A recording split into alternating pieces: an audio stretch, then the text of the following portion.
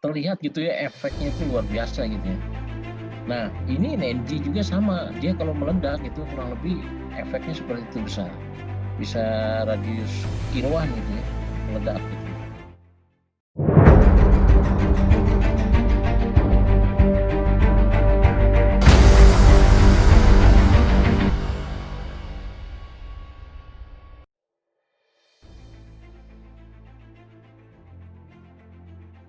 Outline-nya kira-kira ini. Jadi dasar hukum ya. Kemudian pengertian-pengertian yang ada di peledakan, kemudian keselamatan peledakannya dan sampai penyimpanan bahan peledak. Jadi kalau dasar hukum yang ada di peledakan itu kira-kira kalau dari sumbernya kita ambil di Undang-Undang Nomor 4 2009 ya, dan yang perubahannya nih yang sekarang yang terbaru ya, nomor berapa ada yang tahu? Nomor 3 tahun 2020. Itu suaranya kecil ya, apa suara di laptop saya? Oke, nomor 3 2020 lah ya. Nah, kemudian diturunkan lagi ada PP nomor 55 2010 ini tentang pembinaan dan pengawasan. Di sini juga ada menyangkut tentang peledakan. Kemudian Permen SDM 26 ini tentang kaidah pertambangan yang baik dan pengawasan pertambangan minerba. Juga 18206 ini tentang pedoman pelaksanaan penyusunan evaluasi RKAB serta pelaporan kegiatan. Jadi kalau misalnya ada pelaporan di peledakan, termasuk kan ada laporan triwulan ya, laporan tahunan ada di sini 18206 ya. Kemudian nah di Kepmen 1827 nih, ini yang banyak juga ini membahas tentang peledakan ya. Isinya tentang pedoman pelaksanaan kaidah teknik pertambangan yang baik. Nah, satu lagi turunan dari 1827 ini lebih detail adalah Kepdirjen Minerba nomor 309 2018. Di sini diatur tentang teknis keselamatan bahan peledak dan peledakan. Jadi termasuk gudang ya, bagaimana cara penempatan bahan peledak di dalam gudang, persyaratan gudang seperti apa ya, kemudian jarak gudang ya dengan fasilitas umum, dengan bangunan dan sebagainya, itu ada di sini detail. Nah, selain itu juga di 309 itu membahas tentang ini fasilitas penimbunan bahan bakar cair, tapi kita tidak bahas yang ini, kita cuma bahas yang di bahan peledak dan peledakan. Nah, satu lagi kalau berbicara peraturan tentang peledakan, di samping yang dikeluarkan ESDM juga ada peraturan Kapolri ya, peraturan Kepala Polri nomor, ada yang tahu nomor berapa? Nomor 17 tahun 2017 ya. Nah, itu baru, sebelumnya nomor 2 tahun 2008 kalau nggak salah ya, kemudian diganti, ini baru 2017 kemarin. Nah, baik.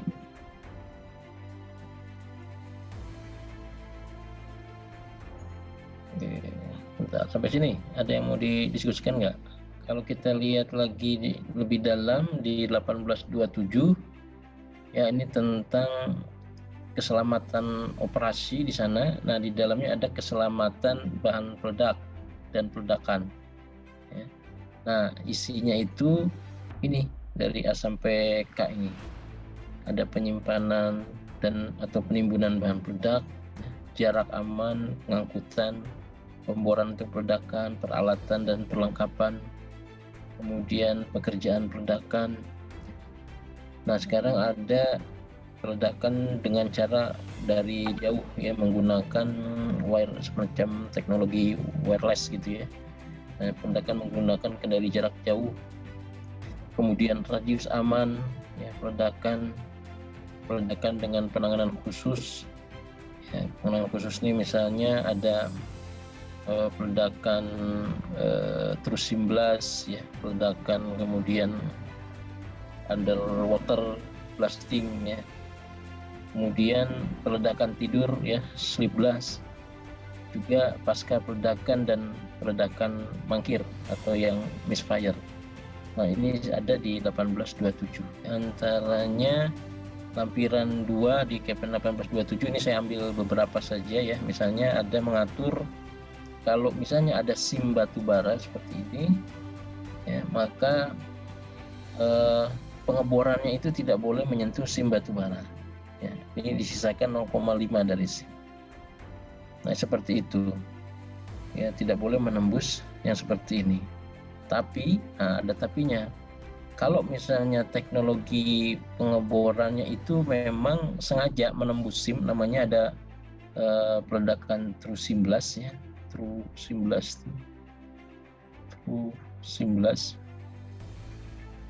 Nah, kalau nanti ada mendengar ini, ya, jadi peledakan menembus SIM.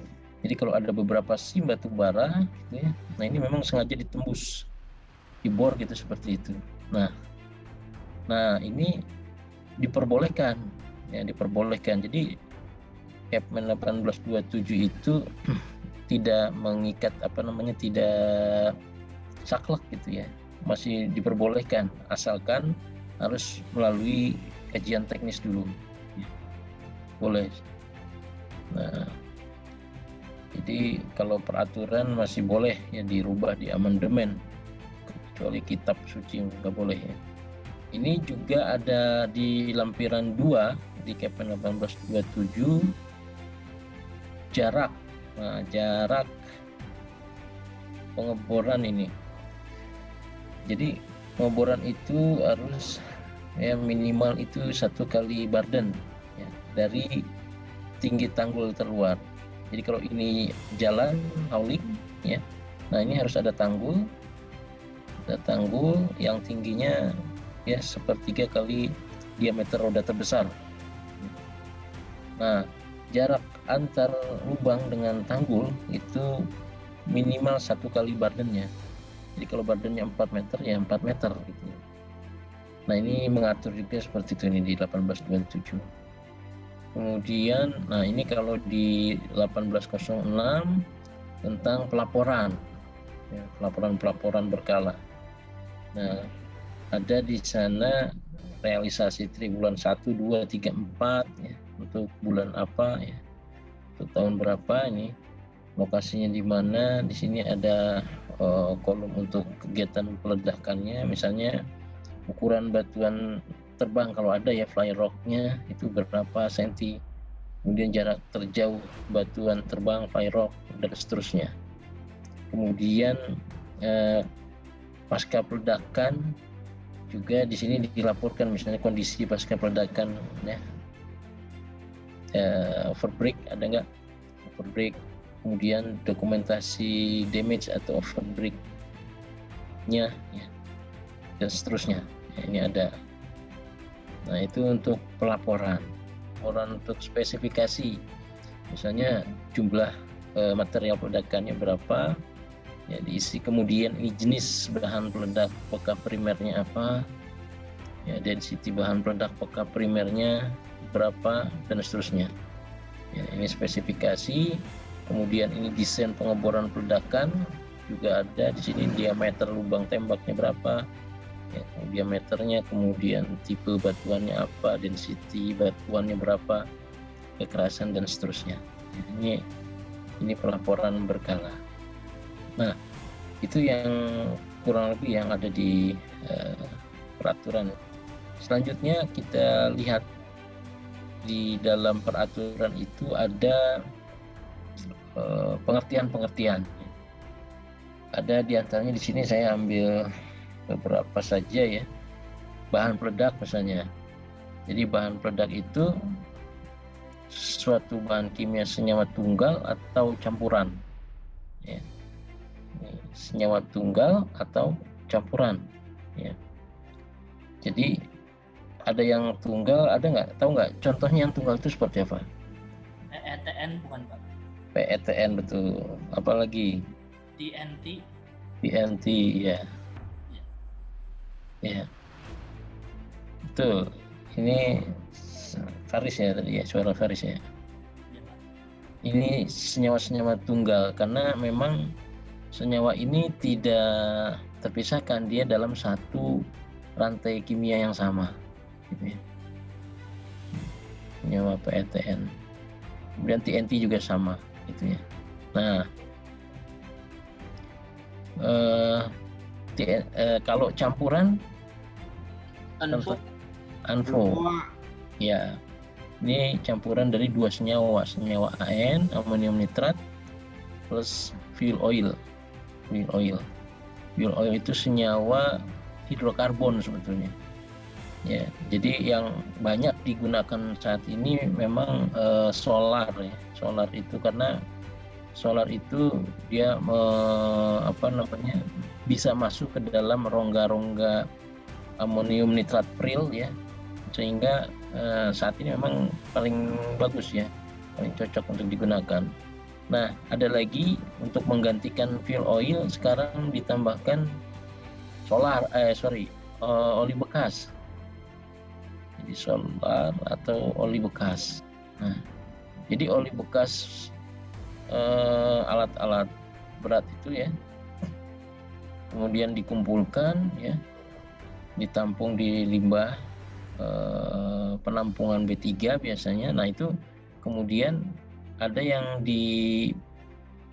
diambil untuk dilakukan treatment ya, oli-oli bekas tersebut. Setelah dilakukan treatment dia disaring dan sebagainya, itu digunakan untuk campuran ANFO pengganti solar. Ada yang full oli bekas, ada yang masih dicampur antara solar dan oli bekas gitu ya. Nah, ini contoh untuk campuran. Kemudian dari pengertian ini bentuknya ada yang padat katanya, padat, cair, gas atau campurannya ya. Kalau yang padat kita tahu apa yang padat. Nah, PETN, TNT ini bentuknya serpuk ya, padatan ya. Kalau yang cair apa cair? Cair, pernah dengar nitrogliserin? Nah, itu cairan NG. Kemudian gas itu, nah, amonium nitrat itu dari gas sebetulnya, terus diproses tersublimasi menjadilah pril-pril gitu ya, bulatan-bulatan seperti itu berongga ya, atau campurannya ya, campuran gas dan padatan. Nah, itu jadi senyawa kimia tunggal atau campuran yang berbentuk padat, cair, gas atau campurannya kalau dikenai suatu aksi. Nah, aksinya itu bisa panas, benturan, gesekan atau ledakan awal ya. Maka akan mengalami suatu reaksi. Nah, ini sudah sunatullah, sudah fitrahnya. Kalau ada aksi pasti ada reaksi. Nah, reaksi kimia. Nah, reaksinya yang eksotermis atau mengeluarkan panas dan sangat cepat ya, yang hasil reaksinya itu sebagian atau seluruhnya berbentuk gas yang disertai panas dan tekanan yang sangat tinggi. Nah, jadi reaksi kimia itu panas ya, bahkan panasnya itu bisa menghasilkan sampai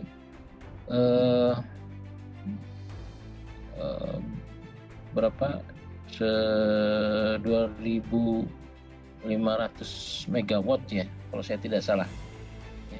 Jadi bayangkan energi itu luar biasa besar ya. Kalau pembangkit listrik tenaga uap saja itu, taruh yang di Suralaya itu satu pembangkit itu cuma 400 megawatt.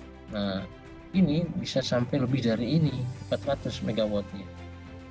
Tapi ya, energi yang besar itu ya saat ini masih belum ada teknologi untuk menangkap ya, karena memang reaksinya itu sangat cepat gitu ya, sepersekian detik ya energi itu muncul dan kemudian lambat laun seiring waktu dia hilang dengan cepat juga gitu ya energinya. Nah, makanya energi yang dihasilkan dari bahan peledak itu belum bisa ditangkap sebagai pengganti PLTU misalnya, pembangkit listrik tenaga uap ya, untuk menghasilkan sekian ribu megawatt. Kemudian hasilnya sebagian atau seluruhnya berbentuk gas. Nah, kalau cuma sekedar gas itu mah nggak masalah gitu ya, nggak bahaya ya. Maksudnya kita juga manusia pasti menghasilkan gas, betul nggak? Ya, manusia kita makan ya, pagi-pagi bangun tidur pasti menghasilkan gas gitu ya, atau mengkonsumsi makanan tertentu bisa menghasilkan gas gitu ya, mengeluarkan gas gitu. Nah, cuma kalau di bahan peledak ini gasnya itu nggak sembarangan gas, tapi gas yang disertai panas dan tekanan yang sangat tinggi. Ya, kalau panas itu katanya bisa sampai berapa derajat? Lebih dari 100 derajat Celcius. Ya, kalau 100 derajat Celcius aja itu udah panas banget kan.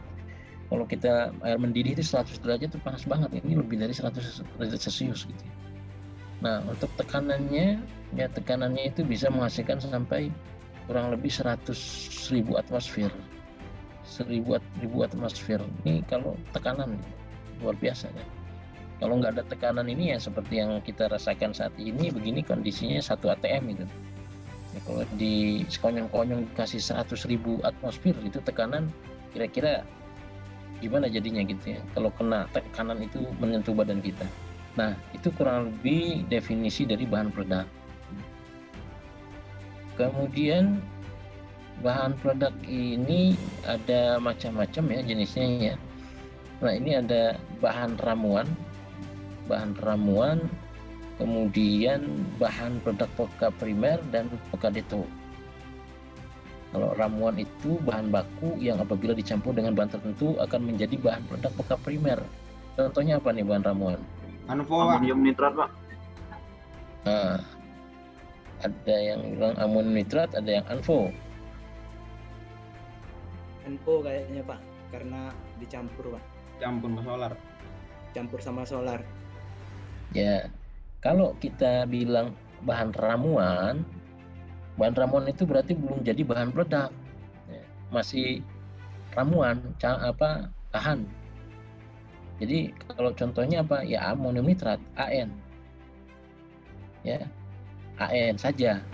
Tapi kalau sudah ANFO, masuknya kemana ANFO? Peka primer, Pak. Peledak primer. Iya, peka primer, ANFO. Nah, jadi ANFO itu bahan peledak nih, sudah bahan peledak nih, peka primer. Kalau AN masih bahan ramuan ya. Nah, kalau bahan peledak peka deto apa contohnya? Booster, Pak. Booster, Dinamit. cartridge, nitrogliserin, dinamit.